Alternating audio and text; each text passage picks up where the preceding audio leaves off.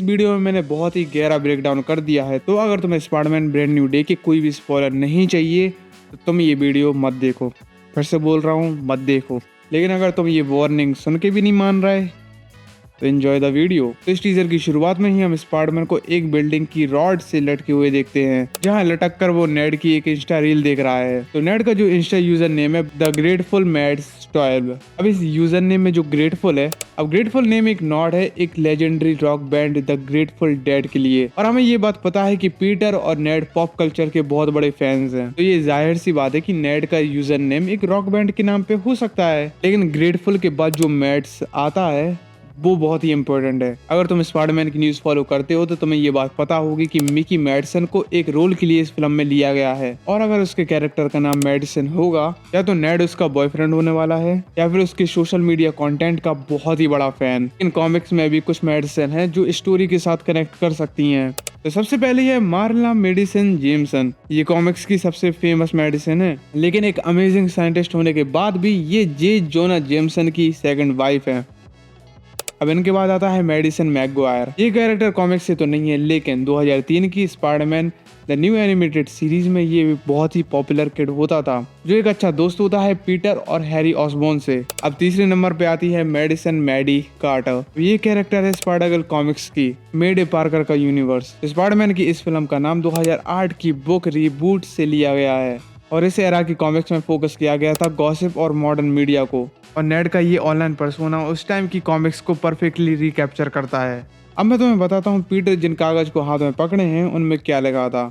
हाय, मेरा नाम है पीटर पार्कर। मैं तुम्हें याद नहीं हूँ, पर मुझे तुमसे कुछ कहना है जो क्रेजी साउंड करेगा, और मुझे पता है कि तुम मेरा यकीन करोगे, क्योंकि तुम हमेशा बता देते हो जब भी मैं झूठ बोलता हूँ। पहले हम एक दूसरे को जानते थे, हम साथ थे, लेकिन दुनिया में बहुत ही बुरा कुछ होने वाला था, और उसको रोकने के लिए एक ही चाह रहा था, सब कुछ भुला दिया जाए। क्योंकि मैं सिर्फ पीटर पार्कर नहीं हूँ, मैं हूँ स्पाइडरमैन, और कभी कभी स्पाइडरमैन को बुरा आदमी बनना पड़ता है, चाहे उससे पीटर का दिल भी क्यों ना टूटे। इसके बाद भी कुछ और पार्ट लिखा था जिसको डिकोड नहीं कर पाया।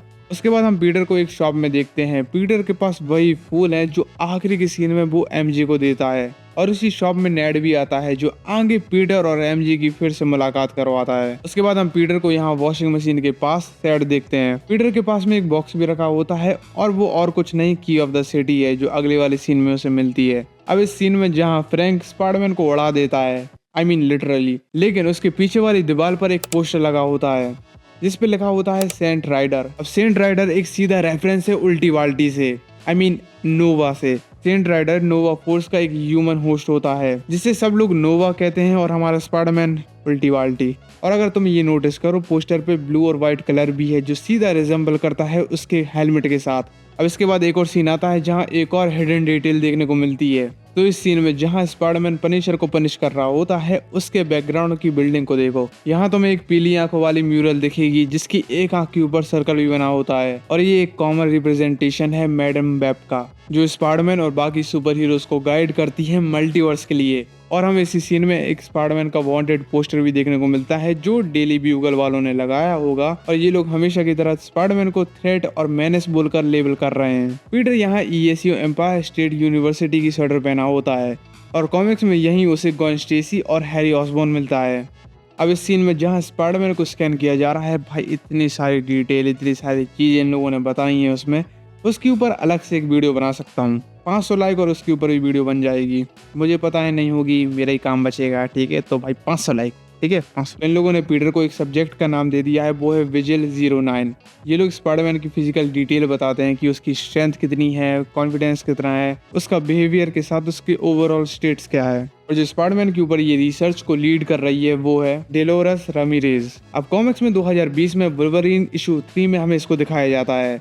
ये CIA की एक एजेंट होती है जो एक्स डेक्स नाम के डिपार्टमेंट में काम करती है, और इस ग्रुप का काम है कि जो सुपर पावर इंडिविजुअल्स हैं उनको मॉनिटर करना, उनको ट्रैक करना और उनको कंट्रोल भी करना।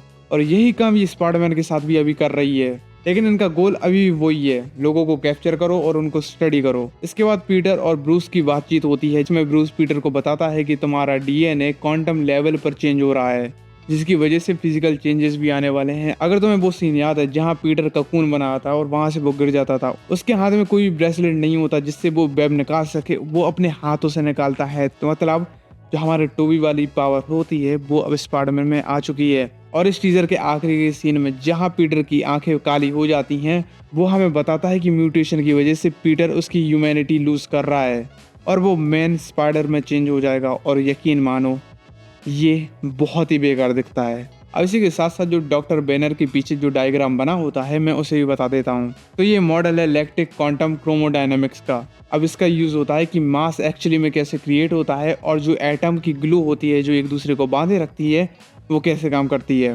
अब बस नंबर 89 NUF अभी एक रेफरेंस हो सकता है द अमेजिंग स्पाइडरमैन इशू 89 को, जहां डॉक्टर ऑक्टोपस कैप्टन स्टेसी को निपटा देता है। अब मेरे लिए जो सबसे इंटरेस्टिंग पार्ट है वो इस चीज़ को जानना कि भाई इसकी आंखें जो काली हो रही हैं उसकी वजह क्या है। मेरे पास दो थ्योरी हैं। पहली, वो म्यूटेट हो रहा है, वो 6 हाथ वाला 8 हाथ वाला एक मकड़ा बनने वाला है मैन स्पाइडर।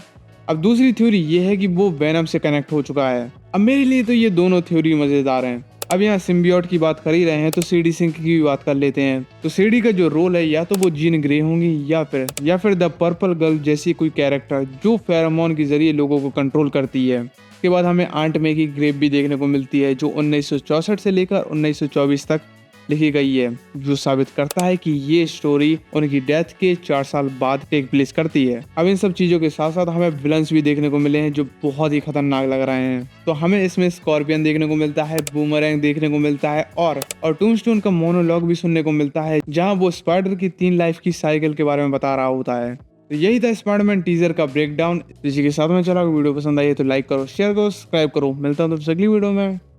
बाय।